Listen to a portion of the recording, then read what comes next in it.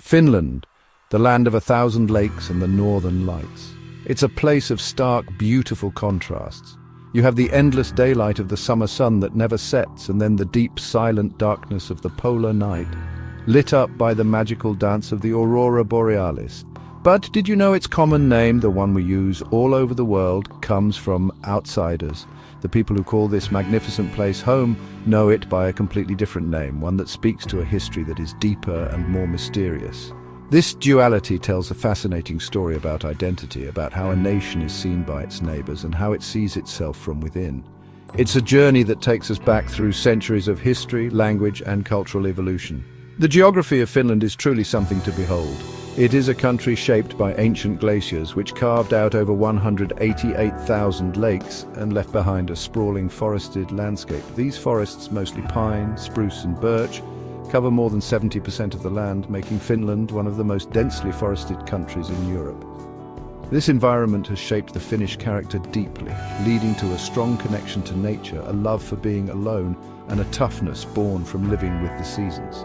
From the rough coastline of the Baltic Sea to the vast open tundra of Lapland in the north, the land itself seems to breathe a quiet, powerful spirit that is both calming and wild. This natural background gives rise to a unique and strong culture. The Finns are known for their concept of a word that doesn't have a direct English translation but means a spirit of calm determination, toughness and bravery when facing problems. It's a quality you can feel in the quiet confidence of the people and their practical way of life. Their culture is also a mix of Eastern and Western influences, a result of its historical position between Sweden and Russia. This has created a society that values honesty, modesty and fairness, while also embracing fun traditions like the World Sauna Championships or the Air Guitar World Championships. It's a place where design, technology and nature exist together in a remarkable harmony. The climate adds another layer to this incredible country. The winters are long, cold and dark, a time for thinking deeply, cross-country skiing, and of course the classic Finnish experience, the sauna. The sauna is more than just a hot room, it's a special place for cleaning the body and mind, for spending time with others, and for quiet thought.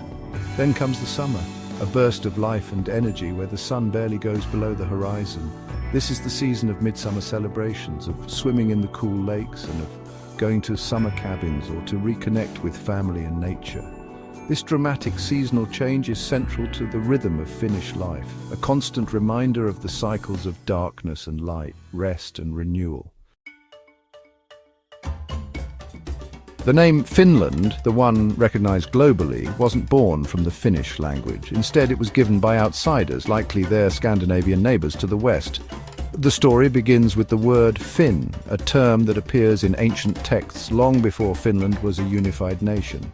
The Roman historian Tacitus, in his work from 98 AD, mentioned a people called He described them as a simple wandering tribe living in the far north with no weapons, no horses and no homes. While it's debated whether he was talking about the ancestors of the modern Finns or the native Sami people, this is one of the earliest written records of a name that would eventually stick to this region of the world.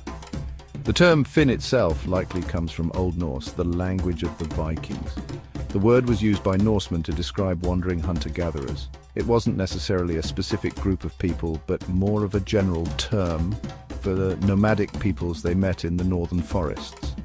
It meant a wild, untamed way of life, different from their own settled farming society.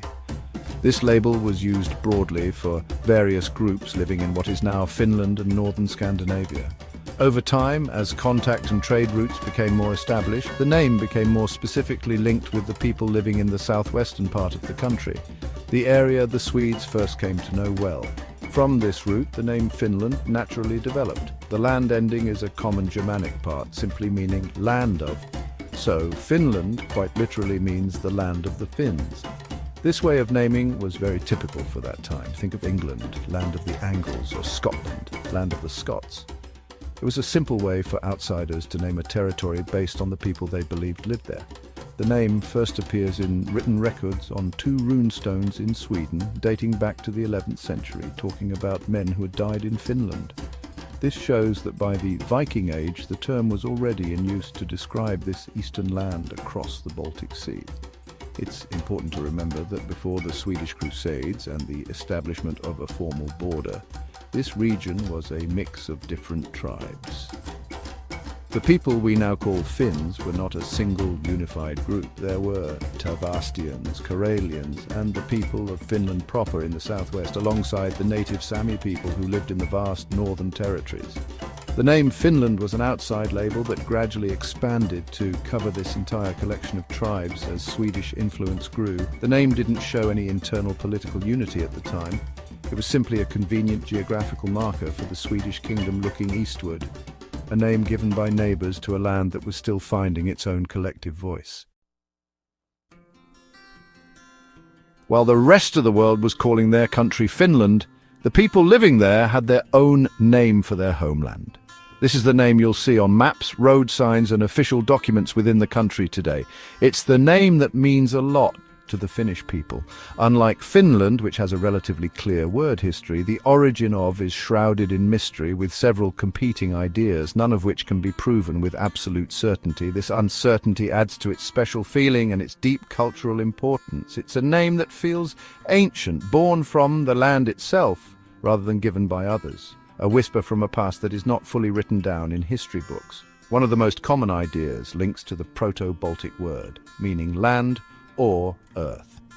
In this idea, the early Finnic tribes might have called themselves meaning land people or people of the land, which later became. This explanation feels right for a culture so deeply connected to nature. It suggests a name rooted in a basic connection to the soil, the forests, and the lakes. Another related idea suggests the word comes from the Finnish word for swamp or marsh, making the swampland. Given Finland's many wetlands and boggy areas, this is also a possible, if less romantic, origin story for the nation's name. Another interesting idea looks to a different language source linking to a possible Proto-Indo-European word *gem, meaning human or man. This word is also thought to be the root of the English word groom and the Latin homo. If this is true, the ancestors of the Finns might have simply called themselves the people, a common practice among ancient tribes to tell themselves apart from outsiders. This idea would make the name a strong statement of who they are and their humanity. It's a fascinating idea that connects the Finnish language, part of the unique Finno-Ugric family, to the much larger Indo-European language tree through a very old borrowed word. A third idea suggests that the name was originally used for a specific region, southwest Finland, known as, or Finland proper. This was the area with the earliest and most people living there, and it was the first part of the country to come under the influence of the Swedish kingdom. From there, the name could have gradually expanded to cover the entire territory as a sense of shared identity began to form among the different Finnish tribes. No matter its true origin, whether from land, swamp, or people, the name carries a weight and realness that Finland does not. It is the insider's term, a name that grew from within and continues to define the nation for itself. During the Middle Ages, the name Finland became firmly established on the maps of Europe, largely because of the influence of its powerful western neighbour Sweden. Starting in the 12th century, the Swedish kingdom began a series of crusades aimed at converting the pagan tribes of Finland to Christianity and bringing the territory into its kingdom. This period, which lasted for several centuries, made Finland the official name for this eastern landmass. The Swedes used the name to refer to their new eastern province, a territory that became a very important part of the Swedish Empire, acting as a barrier against the growing power of Novgorod and later Russia to the east. At first, the term Finland only referred to the southwestern part of the country, the area we now call Finland proper. This was the first region to be conquered and managed by the Swedes. As Swedish control expanded northward and eastward over the following centuries, so did the geographical reach of the name. The lands of the Tavastians and Karelians were gradually brought under the same management, and the name Finland was stretched to cover them all. For the Swedish crown and for the rest of Catholic Europe, this entire territory was simply the Eastern Land, or more commonly Finland, a single administrative unit of the Swedish kingdom. This period of Swedish rule, which lasted for over 600 years, had a deep impact on Finnish society, culture and identity. Swedish became the language of government, law and higher education, creating a Swedish-speaking upper class that governed the Finnish-speaking majority. While the name continued to be used by the common people in their daily lives to refer to their homeland, Finland was the official name used in all legal and political situations. The country was a duchy and later a grand duchy within the Swedish Empire, but it was always known internationally as Finland. This long era made the name Finland so deeply ingrained that it became the usual term for the country on the world stage. The two-name situation became a reflection of the social structure. For the Swedish-speaking ruling class and for international diplomats, the country was Finland. For the vast majority of the population who farmed the land, fished the lakes and spoke Finnish, it was Suomi. This language and cultural difference didn't necessarily cause conflict in the beginning, but it set the stage for a future awakening. The name Finland represented a connection to Western Europe, to the Swedish crown and to Christianity. Meanwhile, remained a more personal, local term, keeping an identity that was different from the Swedes, an identity that would later become the very soul of a nationalist movement. Today, the country lives comfortably with its two names, a testament to its complex history. On the global stage, it is clearly Finland. This is the name used at the United Nations, in international agreements and at the Olympic Games. It's the name stamped in passports and the one that tourists look for on a map. Finland is the country's official face to the world, a name that connects it to its Scandinavian neighbours and its long history as part of the Western political world. It represents centuries of interaction, trade and conflict with the Germanic and Scandinavian worlds. It's a practical historical label that is recognized and understood everywhere outside of its own borders and those of its Finno-Ugric relatives. However, once you cross the border into the country, the name takes over. Road signs welcome you to Suomi. The national ice hockey team's jersey proudly displays Suomi across the chest. News broadcasts, newspapers and everyday conversations all use the name. For the Finnish people, this is the true, real name for their homeland. It speaks to their unique language, which is unrelated to the Scandinavian and Slavic languages of its neighbours. It brings up a sense of shared culture, a collective memory and a deep personal connection to the land. Is the name of the heart, the name used in poetry, song and national anthems. This duality is not a source of confusion for the Finns, rather it's an accepted part of their national identity.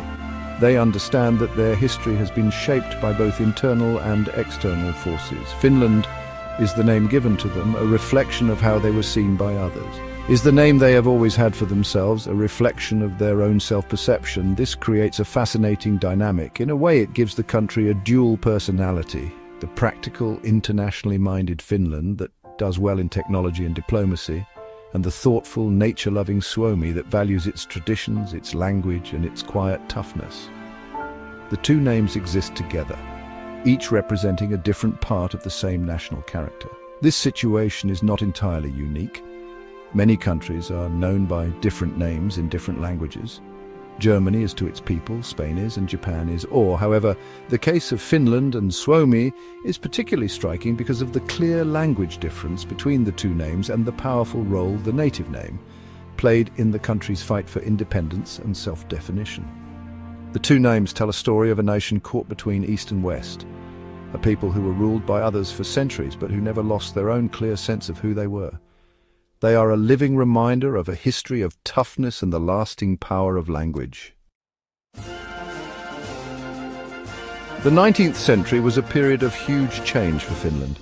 In 1809, after centuries of Swedish rule, the country was given to Russia and became an independent Grand Duchy within the Russian Empire. This political shift, surprisingly, created the space for a powerful Finnish nationalist movement to appear. With the ties to Sweden broken, Finnish thinkers began to look for a unique identity separate from both Sweden and Russia. They found it in the Finnish language, in folk stories, and in the name that had been kept by the common people for centuries. The name itself became a rallying cry for a nation in the making. A key moment in this awakening was the publication of the in 1835 by Elias Lönnrot. This epic poem, put together from ancient Finnish oral folk tales and myths, was a literary masterpiece that gave the Finnish people a heroic past they could be proud of. It was written in Finnish, raising the language from a farmer's tongue to a medium for high art. The and other works of that time sparked the Fennoman movement, a campaign to promote the Finnish language and culture to an official status equal to Swedish. The slogan of this movement, famously said by the statesman J.V. Snellman, was, "Swedes we are no longer, Russians we will not become, so let us be Finns." In this context, the word became much more than just a name. It became a powerful symbol of national pride, cultural independence, and the desire for self-rule. Using the name was a political act, a statement of loyalty to the growing Finnish identity over the Swedish-speaking elite or the Russian imperial authorities. It represented a clear effort to build a nation based on its own unique heritage, not one defined by its powerful neighbors. The promotion of the Finnish language and the name went hand in hand, as the people fought to have their language recognized in schools, government, and public life.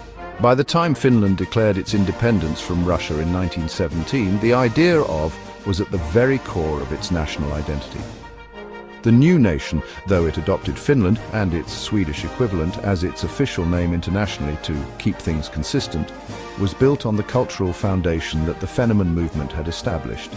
The name captures this entire struggle. The journey from a collection of tribes to a Swedish province, to a Russian Grand Duchy, and finally to a sovereign and independent republic. It is a name that carries the weight of history and the spirit of that saw the nation through its most difficult challenges. In the end, the story of why Finland is called Finland is a story of perspective. It shows how a country's identity is often a beautiful and complex fabric woven from two different threads, how outsiders see it and the traditions of insiders. Finland is the name born from old meetings with Norse explorers and made strong through centuries of Swedish rule. It's a name that places the country within a wider European context, a name of history, politics, and geography. It is the legacy of how the world came to know this faraway land of forests and lakes. It is objective, external, and understood everywhere, a practical name for a globalized world. In contrast, is the nation's soul, spoken into being by its own people. Its mysterious origins, whether rooted in words for land or people, only add to its power.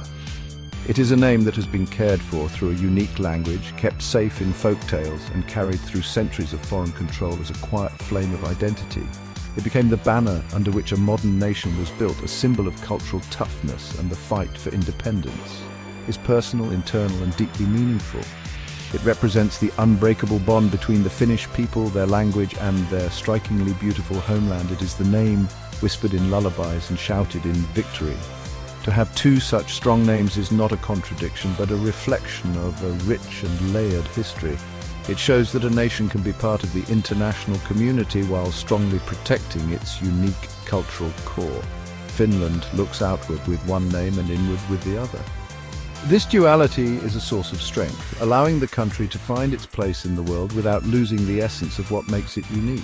The Finnish people don't have to choose between being Finnish and being from. They are proudly and completely both. The two names together tell a more complete story than either one could alone. This journey into the names of Finland reminds us that the labels we use for places are never just simple words. They are containers of history, culture, and identity. They tell us stories of conquest, of migration, of language, and of how people see themselves and are seen by others. It's a powerful lesson in looking beyond the surface and asking where the names we take for granted truly come from. If this story gave you new insight, don't forget to like, subscribe, and share your thoughts in the comments. Which country's name should we uncover next? Drop your suggestion below.